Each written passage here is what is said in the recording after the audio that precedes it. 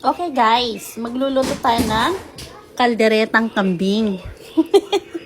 May nabili ako kahapon na 1 pound kasi ako lang naman ang nakain. Ayaw ng mga kasambahay ko ng lasa. Kaya ito, nag-prepare ako ng carrots, potatoes, tapos onions, tsaka bawang.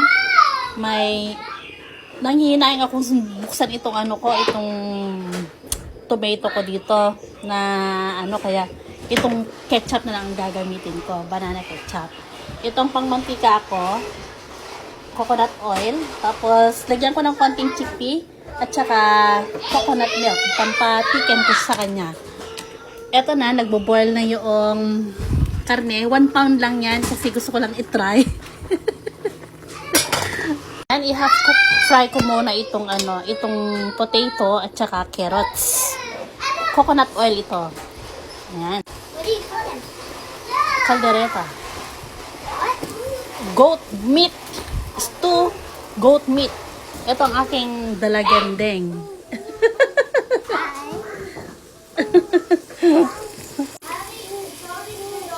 Oh, unplug it then. Yeah. Wait, Mommy, could you Yan. shadow my meat? Half pan fry ko lang.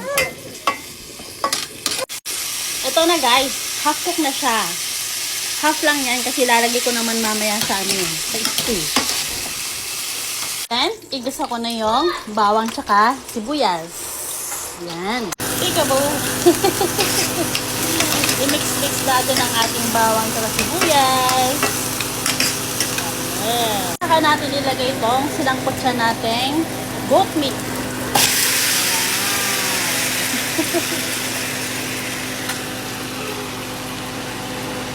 Beautiful. Grabe naman yung nagtinda. Porket 1 pound lang yung binili ko. Puro buto naman na ang binigay. Ayan o. Buto yan o. Ang lalaking mga buto ang binigay o. Ayan. Saka ko lagyan ng konting ketchup. Ayan. Imbes na tomato sauce sana, ketchup na lang. Kasi sayang pag binuksan ko yung isang malaking na to. Tapos hindi ko rin naman gagamitin lahat. Here you go.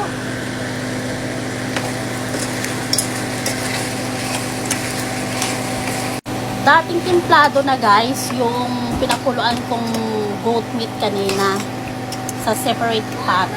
Kaya sobrang lambot na niya oh. Pwede nang kainin actually. Eto na. Lumalabas na yung mga mantika niya. Lagyan ko ng konting Sprite. Ayan, nalagyan ko ng konting Sprite. Kasi ito may lime, may lemon siya eh. Ito, natimplahan ko na kanina to. Nilagyan ko na siya ng konting Sprite. Para medyo, pandagdag ng malasa ba? Lalong lumasa. Ayan, pakuluan ko pa siya. Ayan, ilagay ko itong buong ito guys. Kasi gusto ko kasi yung sa meat na yung natutunaw yung pag nilagay ko sa bunganga ko sa dila ko. Talagang natutunaw siya sa sarap. Here you go. After eternity later. Oh my God. I'm not so impatient. Then, let's add the carrots and potato. Ayan. Wala naman ibang kakain nito. Hindi. Ako lang kasi ayaw naman nila. Kaya kung ano yung ingredients na available dito sa bahay, ito na lang ang gagamitin ko. Hindi ko na siya kinumpleto.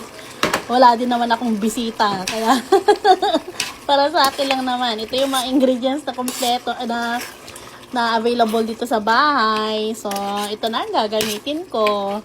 Ayan, nilagay ko ng ating mga vegetables, carrots, potato, and chickpea. Pakuluan pa natin ng konti. Ayan, sobrang lambot ng karne guys. Pati yung skin niya. Kasi naka-skin on with bones tong kinuha ko 1 pound kahapon sa Scarborough. Dumaan kami sa Scarborough. So, this is it. Ayan, konti kulo pa kasi Pinry ko yung carrots and potato kanina, pero half cook siya. So, yung kalahati niya, yung another half niya, para ma-whole cook siya, dito na sa kawali. Ayan, tignan natin mamaya. At dahil may biskita kami ngayong weekend, ako'y nagmarinate na pala ng aming ibabarbecue. Pero lalagyan ko siya ng konting Sprite. Ayan, para malambot, malasa. Yum, yum, yum, yum.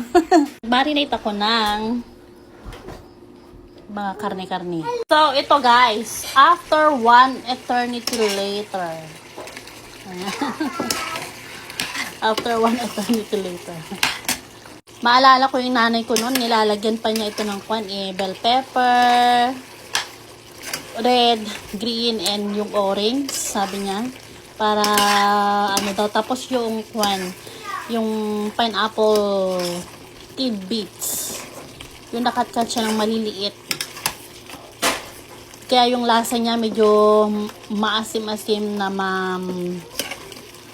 manamis-namis na masarap. Ganun yung nanay ko nung nagkaldereta. Nakakamiss, pero wala na siya. Ganun talaga ang buhay, guys. Ayan. Ito na ang ating goat caldereta. Jackie version.